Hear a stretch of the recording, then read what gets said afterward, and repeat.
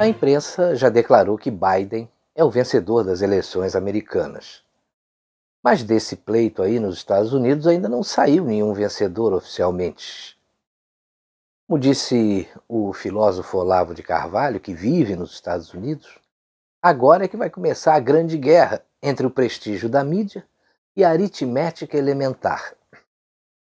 E não tenha dúvidas de que essa eleição vai ser judicializada. O advogado de Trump informou que medidas legais, como recursos pedindo a recontagem de votos, serão apresentadas à justiça a partir de hoje, segunda-feira. Apesar da mídia americana declarar que Biden é o novo presidente dos Estados Unidos, Donald Trump não reconheceu o resultado e afirmou que a campanha eleitoral não acabou. Veja só o que Donald Trump declarou. Todos nós sabemos por que Joe Biden está se apressando em fingir que é o vencedor e por que seus aliados da mídia estão se esforçando tanto para ajudá-lo. Eles não querem que a verdade seja exposta. O simples fato é que esta eleição está longe de terminar. E ainda complementou dizendo que quem decide os votos legais é o presidente, não a mídia. Mas o que a gente percebe quando a mídia tenta apressar aí o resultado das eleições, declarando a vitória de Biden, é que ela já sabe que essa eleição vai para os tribunais. E essa estratégia é para causar constrangimento à Suprema Corte. A pressão, pelo visto, está só começando. Mas a gente também precisa ver o outro lado dessa polêmica. Eu conversei ontem com um amigo meu que morou nos Estados Unidos e que não gosta do Donald Trump. Ele relembrou que assim que chegou lá nos Estados Unidos, a primeira impressão que ele teve do Trump foi péssima, porque ele estava assistindo televisão e viu um reality show que era apresentado por Trump. E aí ele comentou, que nunca poderia imaginar que um sujeito como aquele iria se tornar o presidente da maior nação do mundo.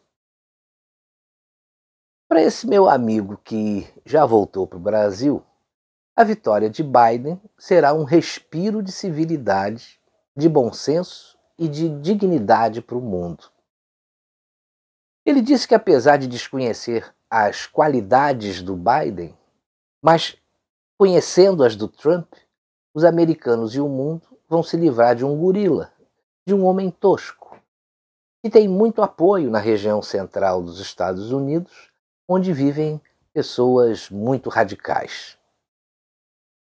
Mas para esse meu amigo, essa eleição mostrou que a população americana está dividida, sem sombra de dúvidas. E ele acha que com a eleição de Biden, um grande passo civilizatório poderá ser dado. Ele acha que as diferenças precisam ser respeitadas, mas com civilidade, respeito e até mesmo com alguma ironia. Mas durante a nossa conversa eu perguntei sobre o escândalo envolvendo o filho de Biden, a própria senilidade do candidato que é visível e as fraudes que apareceram aí durante a apuração.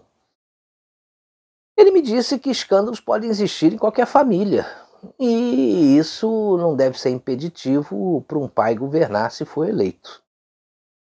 Sobre a senilidade de Biden, ele não percebe da maneira como eu percebo. E com relação às fraudes, ele acha que, se não considerarem os votos fraudulentos, mesmo assim, o Biden vai sair vencedor. Pelo visto, a polêmica não está aí só entre os americanos, Nós, por aqui, temos muitas divergências com relação a esse tema. Mas uma coisa é certa: Trump não é nenhum santo e nem uma figura carismática como muitos gostariam que fosse. Mas isso a gente não pode negar, fez um bom governo e manteve o protagonismo americano do mundo, mesmo aí com a pandemia em curso. O importante foi o resultado. Vamos ver algumas das realizações do governo Trump e que a mídia não costuma divulgar. Eu separei aqui 30 realizações do governo. Vamos lá. O presidente mais pró-vida da história dos Estados Unidos.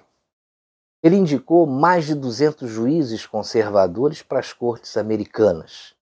Ele renegociou o NFTA e o NAFTA, né, e o NATO. Ele fez pressão pela reformulação da OMC e da OMS sob ameaça de tirar os Estados Unidos dessas organizações.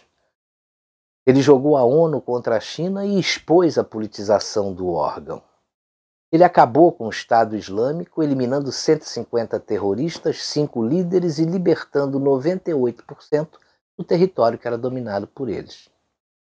Promoveu acordos de paz históricos entre Coreia do Norte e Coreia do Sul e Emirados Árabes e Israel. Retirou dos Estados Unidos, ou melhor, retirou os Estados Unidos do escandaloso acordo nuclear com o Irã. Retirou também os Estados Unidos do Acordo de Paris sobre mudanças climáticas. Moveu a embaixada americana em Israel, de Tel Aviv para Jerusalém. Implantou um corte de impostos histórico para a economia americana, reduzindo a alíquota de 35% para 21%. Eliminou um número aí sem precedentes de regulamentações à economia. Trump trouxe de volta 300 bilhões de dólares que tinham deixado os Estados Unidos na era Obama, apenas no primeiro quarto após o corte de impostos. Ele desmantelou o falido sistema de saúde Obamacare, oferecendo à população opções mais flexíveis. Alcançou a menor taxa de desemprego em 50 anos. Negros e latinos bateram um recorde de empregabilidade na gestão Trump. Mulheres atingiram o melhor nível de empregabilidade em 65 anos. Criou 4 milhões de empregos em sua gestão, fazendo deste o momento em que há mais americanos empregados na história. É o líder mais empenhado do mundo em combater o tráfico humano e sexual de crianças. Promulgou ato que tira o financiamento de uma ONG responsável por metade dos abortos no país. Expôs o Obamagate, os crimes de Hillary Clinton, no caso dos e-mails vazados e as próprias ações de Joe Biden para favorecer países estrangeiros. Denunciou a mídia norte-americana, rompendo a barreira do silêncio e mostrando ao mundo inteiro que elas são fake news. Resolveu o grave problema de segurança na fronteira com o México, reduzindo drasticamente o tráfico de drogas e a imigração ilegal. Trump também rompeu com a histórica omissão de seus antecessores e virou o jogo na Guerra Fria contra a China. Ele criou a Space Force, um projeto de 738 bilhões de dólares para defender os Estados Unidos da guerra espacial que a China vem desenvolvendo. Ele também foi indicado para o Prêmio Nobel da Paz em 2020 por sua atuação decisiva na geopolítica. Trump lutou contra a histeria mundial acerca da pandemia e prometeu responsabilizar a China pelos crimes cometidos. Anunciou também o Brasil como aliado preferencial extra-OTAN, o que nos coloca em uma condição de prioridade em novos acordos e política externa. Trump também firmou parceria com o Brasil para transferência de tecnologia militar e espacial, além de enviar verbas milionárias para ajudar o Brasil durante a pandemia. Estreitou os laços comerciais com o Brasil após décadas de distanciamento para reduzir a nossa dependência em relação à China. É claro que a pandemia atrapalhou os planos de todos os governantes do planeta, né? Mas vida que segue. Infelizmente, a grande mídia no mundo inteiro tem as suas preferências e interesses. E pode ter certeza de que Trump, e até no caso brasileiro Bolsonaro, não representam esses interesses e preferências. Isso é certo, como 2 e 2 são 4, né? Mas cabe a cada um de nós observar o que está acontecendo, checando muito as informações que a gente recebe, para que a gente não seja instrumento aí nas mãos de quem quer que seja. Agora eu digo uma coisa para você. Se o Biden for realmente declarado o novo presidente dos Estados Unidos, o mundo não vai mudar da água para o vinho, não.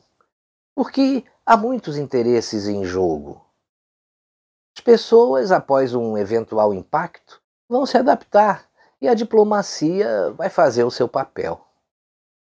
Com relação à eleição norte-americana, eu prefiro seguir o conselho do presidente do México, López Obrador. Vamos esperar que as questões jurídicas acabem. Não queremos ser imprudentes.